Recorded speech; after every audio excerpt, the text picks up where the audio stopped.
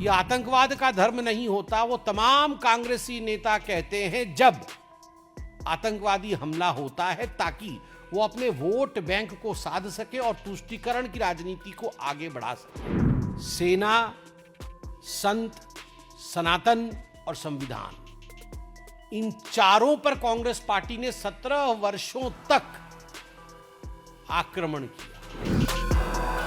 आज भी कहा गया है, दो बातें कही गई है। पहली बात कही गई है कि आतंकवाद का धर्म नहीं होता। ये जो आतंकवाद का धर्म नहीं होता, ये तकिया कलाम है तुष्टीकरण का। ये आतंकवाद का धर्म नहीं होता, वो तमाम कांग्रेसी नेता कहते हैं जब आतंकवादी हमला होता है ताकि वो अपने वोट बैंक को साध सके और तुष्टीकरण की राजनीति को आगे बढ़ा सके।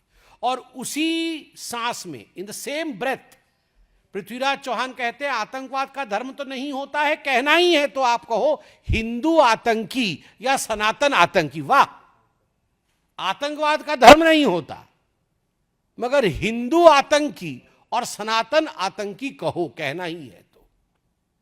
आप याद करिए, सुशील कुमार शिंदे जी ने भगवा आतंकवाद कहा था उनके एक कॉन्क्लेव में, कांग्रेस पार्टी के एक बैठक में पहली बार भगवा आतंकवाद कहा था।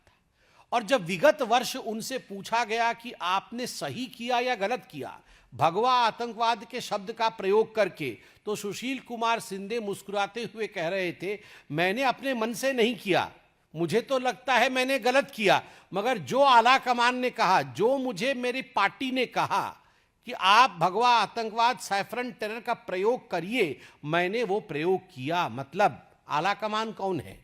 कांग्रेस पार्टी में आला कमान तो कोई और नहीं, एक ही आला कमान है, या यूं कहिए कमान में बहुत सारे आले हैं। गांधी परिवार के कमान एक, गांधी परिवार, आले अनेक।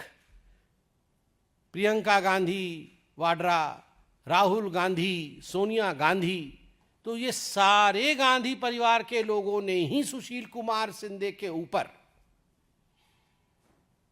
ये प्रेशर बनाया था कि आप भगवा आतंकवाद शब्द का प्रयोग करिए। और आज जो पृथ्वीराज चौहान कह रहे हैं, इसमें भी कोई दो मत नहीं है कि उनके आला कमान ने ही कहा होगा। अब एक वर्ष बाद वो जब किताब लिखेंगे तो उसमें आएगी ये बात कि मुझे भी कहा गया था कहने के लिए। और ये कांग्रेस पार्टी की पुरानी आदत है। याद करिए, 18 फरवरी 2007 को जब समझौता एक्सप्रेस में ब्लास्ट हुआ था, लश्कर-ए-तोयबा के आतंकवादी, जो एक प्रतिबंधित संगठन है, उसके पूर्व मुखिया सफदर नागोरी की गिरफ्तारी हुई थी। केवल सफदर नागोरी की नहीं, पाकिस्तान के 2 आतंकवादी भी गिरफ्तार हुए थे।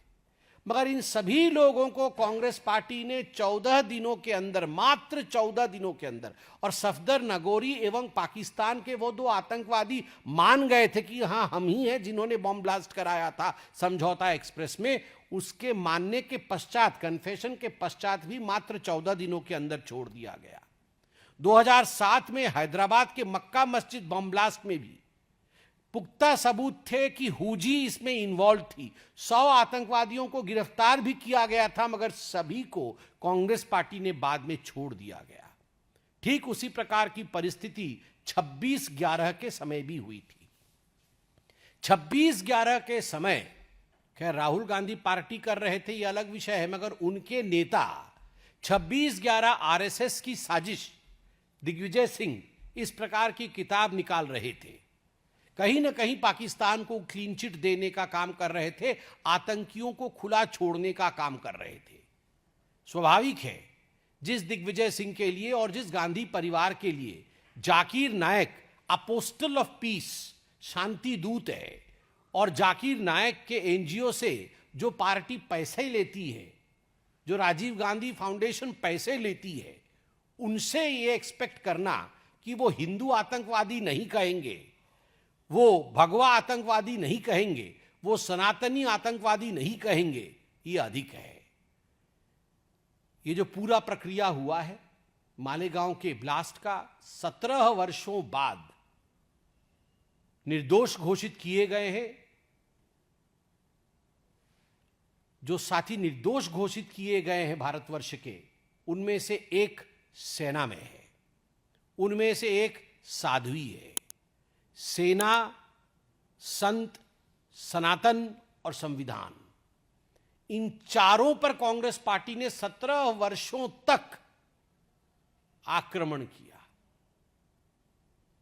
कांग्रेस पार्टी ने एक सुनियोजित ढंग से 17 वर्षों तक सेना, संत, सनातन और संविधान, इनके ऊपर निरंतर आक्रमण किया, मगर सत्यमेव जयते, अंत में सत्य की ही जीत होती है।